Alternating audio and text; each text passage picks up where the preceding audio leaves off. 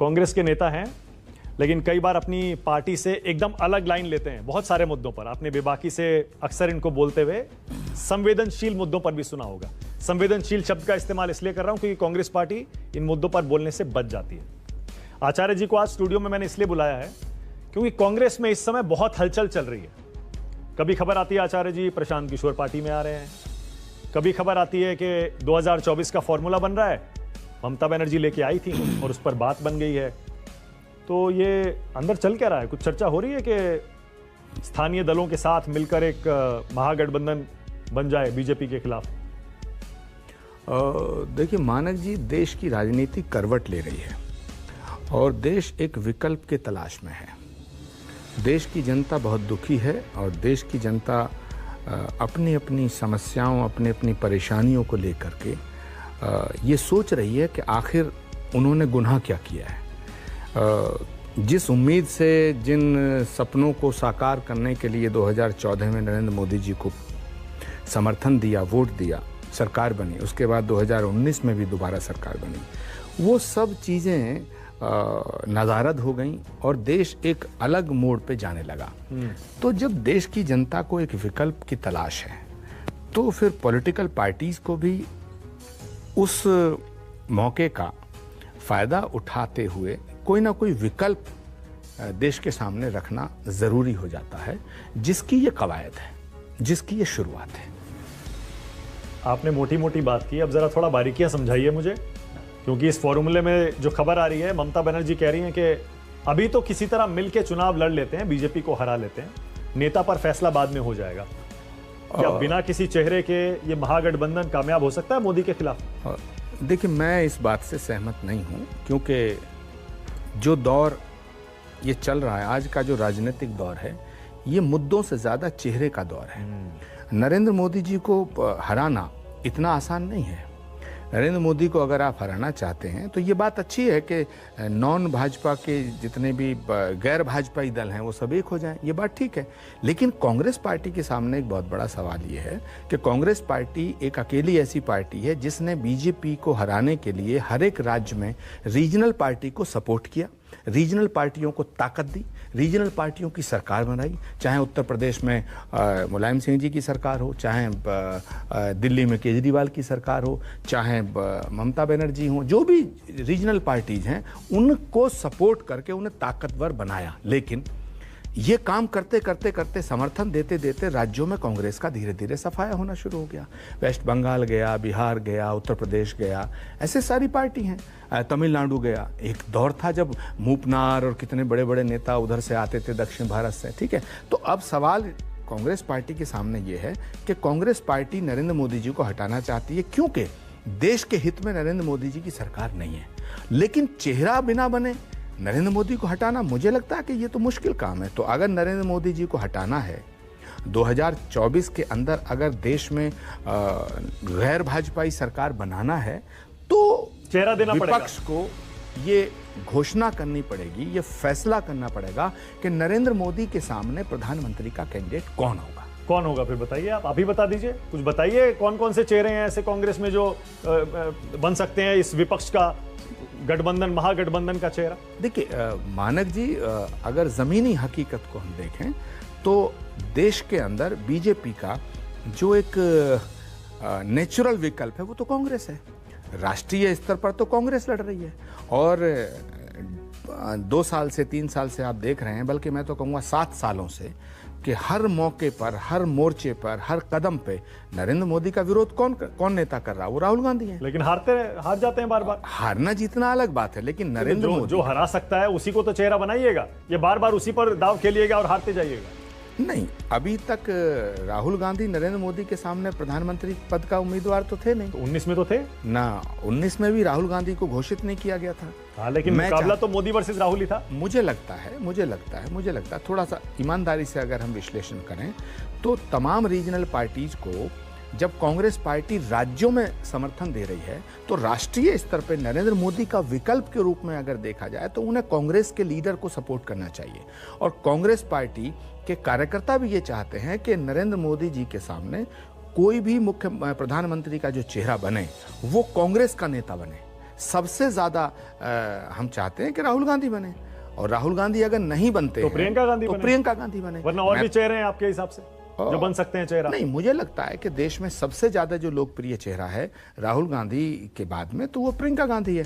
तो प्रियंका गांधी को नरेंद्र मोदी के सामने पर विपक्ष तो मानेगा नहीं इस बात पर। विपक्ष कहेगा, और लगातार उसके नेता ये कहते भी हैं, कांग्रेस हरा नहीं पाई है बीजेपी को। 14 में नहीं हरा पाई, 19 में नहीं हरा पाई, और राज्यों में उसकी हालत पहले से साफ है।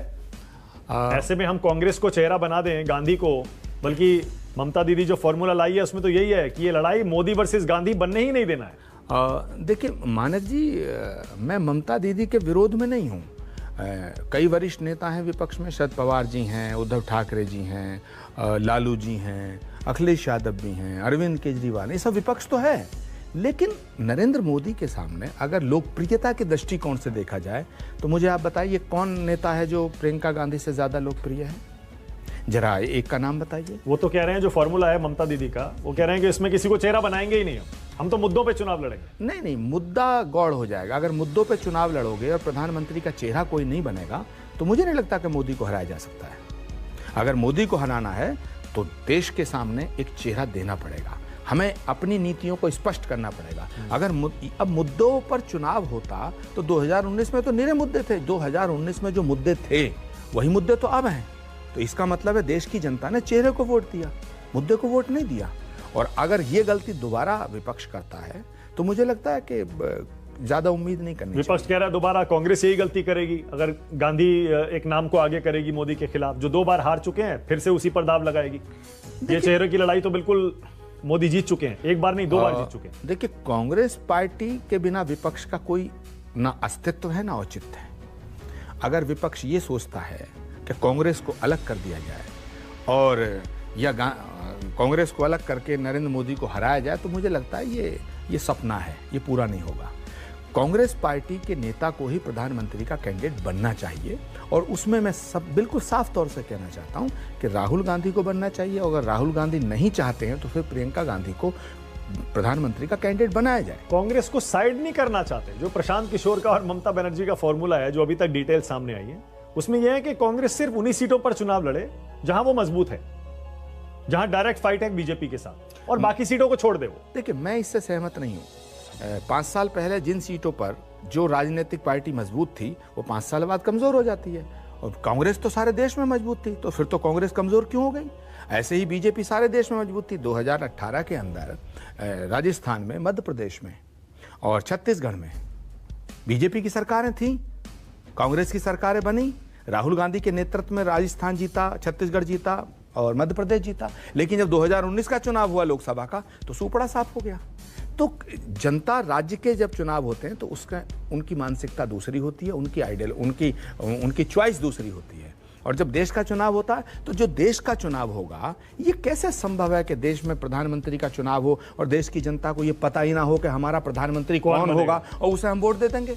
मुझे नहीं लगता। तो एंटायर विपक्ष को ये सोचना पड़ेगा, और उसमें सबसे ज्यादा जो हक बनता है वो कांग्रेस का बनता है। इसलिए नरेंद्र मोदी जी के सामने प्रधानमंत्री का कैंडिडेट कांग्रेस से बनना चाहिए, और उसमें बहुत साफ कह देना चाहता हूं कि अगर राहुल गांधी प्रधानमंत्री के कैंडिडेट नहीं बनते हैं तो फिर प्रियंका गांधी को प्रधानमंत्री का कैंडिडेट बनाया जाना चाहिए। कांग्रेस के नेता को प्रधानमंत्री का कैंडिडेट बनाया जाए। तो एक मतभेद तो यहीं आ जाता है। फिर विपक्षी दल जो रीजनल पार्टीज हैं वो ये कहती हैं कि बिना चेहरे के हम चुनाव लड़ें, मुद्दों पर लड़ें। एक मतभेद तो ये हो गया, आप कह रहे हैं चेहरा होना चाहिए और गांधी परिवार का होना चाहिए। दूसरा मतभेद वो ये कहते हैं कांग्रेस स्ट्रॉन्ग सीट्स पर लड़े, आप कहते हैं ये संभव नहीं है क्योंकि हम पहले ही रीजनल पार्टीज के लिए बहुत कुछ सैक्रिफाइस कर चुके हैं और करने की पोजीशन में नहीं है। तो आज कौन सी पार्टी किस सीट पर मजबूत है ये कैसे तय होगा? आपकी तो 52 सीटें हैं। देखिए, ये उस लिहाज से तो ऐसा लगता है कि नहीं, बहुत कम सीटों पर चुनाव लड़ने को मिलेगा आपको। मानक जी, ये मतभेद का सवाल नहीं है, ये हकीकत का सवाल है। जनतंत्र के अंदर सारी शक्तियां जनता में निहित हैं। तो ये मेरे कहने से और आपके कहने से और एक पार्टी के कहने से दूसरी पार्टी के कहने से थोड़ी मान लेंगे। देश की जनता फैसला करेगी। प्रधानमंत्री का जो चुनाव है वो देश की जनता करती है। कोई राजनीतिक दल मिलकर इकट्ठे हो जाए और देश की जनता उनको वोट दे ना, चेहरा डिक्लेयर करना पड़ेगा। दूसरा एक इंपॉर्टेंट सवाल आपने किया है, बात की कि जी 52 सीट है कांग्रेस के पास। हाँ भाई, ऐसा कौन सा विपक्ष है जिसके पास अकेले के 52 सीट हो? उसमें भी हमारा हक बनता है। तीसरी बात, हमने राज्यों को आपको सौंप दिया, आप देश को भी, देश में भी आप आना चाहते हैं, तो फिर कांग्रेस क्या करेगी? हम जनगण मन गा के अपने घर चले जाएं क्या? नहीं, कांग्रेस क्या करे? हम लोग सब भजन कीर्तन तो कर ही रहे थे, मैं इंडिविजुअली नहीं कह रहा, तो कांग्रेस बाकी पार्टी भी भजन कीर्तन करेगी। भाई राज्य भी आपको चाहिए, देश भी आपको चाहिए। अरे कांग्रेस पार्टी तो वो पार्टी है जिसने आपका समर्थन करते करते करते करते राज्यों में समर्पण कर दिया। तो आप भी थोड़ा बड़ा दिल दिखाइए। सवाल मतभेद का नहीं है, सवाल लेन देन का है, गिव एंड टेक का है। अगर आप मोदी को हटाना चाहते हैं तो ये नरेंद्र मोदी क्या कांग्रेस की मजबूरी है क्या, या कांग्रेस की समस्या है? ये देश की समस्या है। अगर देश की समस्या है तो भाई आपकी भी समस्या, हमारी भी चेहरा समस्या। फिर आचार्य जी आप कह रहे हैं चेहरा होना जरूरी है इनको हराने के लिए, तो यूपी के चुनाव में कोई चेहरा आपको नजर आता है? क्योंकि बहुत सारे लोग ये भी कहते हैं कि आचार्य प्रमोद कृष्णम को चेहरा बना देना चाहिए विपक्ष का यूपी में, क्योंकि हिंदुत्व के मुद्दे पर अगर बीजेपी को उसकी पिच पर कोई टक्कर दे सकता है तो हिंदुत्व का चेहरा ही दे सकता है, और आप तो कांग्रेस में अकेले साधु हैं। देखिए मानक जी, सवाल मेरा नहीं है, सवाल उत्तर प्रदेश के 22-23 करोड़ जनता का है, और सवाल किसी एक व्यक्ति का नहीं है, किसी एक पार्टी का नहीं है, इस देश के पूरे राजनीतिक भविष्य का है। तो मैं जो बात कह रहा हूं, मैं अपनी बात पे बिल्कुल कायम हूं कि नरेंद्र मोदी जी के सामने अगर कोई कैंडिडेट प्रधानमंत्री का डिक्लेयर नहीं किया तो ये विपक्ष की भारी भूल। और योगी के सामने वहां भी करना चाहिए, क्योंकि मैंने तो कह दिया कि ये मुद्दों का दौर चला गया, अब ये चेहरों का दौर है, ये शख्सियत का दौर है, पर्सनालिटी का तो दौर। योगी के सामने कैसा चेहरा होना चाहिए? कांग्रेस पार्टी डिसाइड करे।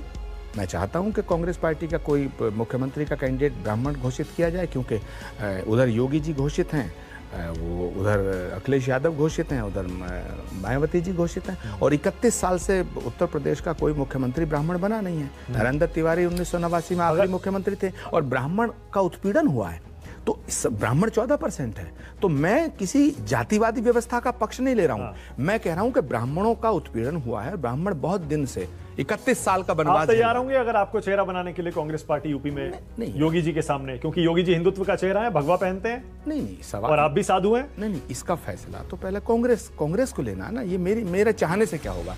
मैं तो चाहूंगा कि मैं नहीं, आपको स्वीकार होगा अगर आपको दी जाती है जिम्मेदारी? नहीं, मैं तो अगर मुझे जो बाइडेन को हटा के अमेरिका का प्रेसिडेंट बनाने की बात करें तो मैं तो उस पर भी तैयार हो जाऊंगा। लेकिन सवाल इस बात का नहीं है मेरे तैयार होने का मानव जी, सवाल है कि कांग्रेस पार्टी क्या फैसला लेती है। मेरा निवेदन है, कांग्रेस पार्टी जो फैसला लेगी मैं उसके साथ हूं, लेकिन मैं ऐसा चाहता हूं कि इस समय उत्तर प्रदेश में ब्राह्मण चेहरा देना चाहिए, क्योंकि 31 साल से ब्राह्मण वनवास झेल रहा है, राजनीतिक वनवास झेल रहा है, और ब्राह्मण उत्पीड़न का शिकार हुआ है। योगी जी के मतलब कोई हिंदुत्व का चेहरा ही योगी को हरा सकता है? नहीं तो फिर कैसे हराएंगे जब वो हिंदुत्व की पिच पे खेल रहे हैं? उनके पास में जो वोट बैंक है, देखिए एक दौर था जब इस देश में मुस्लिम वोट बैंक हुआ करता था। आज बीजेपी की इस धार्मिक उन्माद की जो राजनीति है, इसने हिंदुओं को वोट बैंक में तब्दील कर दिया है। तो अगर हम उस पिच को ही छोड़ देंगे तो बीजेपी को कैसे हराएंगे? अगर हमें बीजेपी को हराना तो उस पिच पे खेलना पड़ेगा। जैसी बॉलिंग हो रही है वैसा ही तो बैट्समैन उतारोगे। अब बॉलिंग अगर स्पिन हो रही है और आपने फास्ट बॉलर को खेलने वाला बैट्समैन उतार दिया तो वो तो कैच आउट हो जाएगा, और अगर फास्ट बॉलिंग हो रही है, आपने स्पिन को खेलने वाला बैट्समैन उतार दिया तो क्लीन बोल्ड हो जाएगा।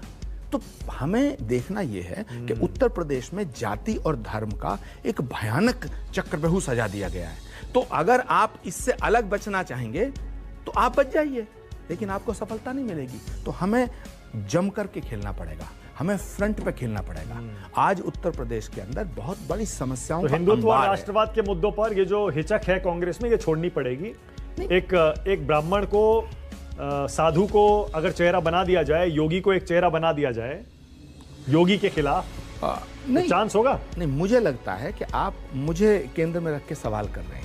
मैं तो कांग्रेस के साथ हूं और कांग्रेस के साथ रहूंगा, और कांग्रेस का समर्थित भी हूं, और कांग्रेस का एक सिपाही भी कह सकते हैं मुझे आप। मुझे तो गांधी की आइडियोलॉजी पे चलना है, लेकिन मैं उत्तर प्रदेश की जमीनी हकीकत आपको बयां कर रहा हूं कि कांग्रेस पार्टी को एक चांस है। कांग्रेस पार्टी को मुख्यमंत्री का फेस डिक्लेयर करना चाहिए, और किसी ब्राह्मण को करना चाहिए, तो उत्तर प्रदेश में बीजेपी को हराया जा सकता है। और देश के प्रधानमंत्री के रूप में कांग्रेस पार्टी को किसी भी अपने नेता को प्रधानमंत्री का कैंडिडेट बनाना चाहिए, और सारे विपक्षी नेताओं को, सारी विपक्षी पार्टियों को कांग्रेस का समर्थन करना चाहिए। जब राज्य में हम आपका समर्थन कर रहे हैं तो देश में आप हमारा समर्थन क्यों नहीं करेंगे? प्रशांत किशोर आ रहे हैं क्या कांग्रेस में? प्रशांत किशोर आए, स्वागत है उनका, आ जाए। आपको आपत्ति नहीं होगी?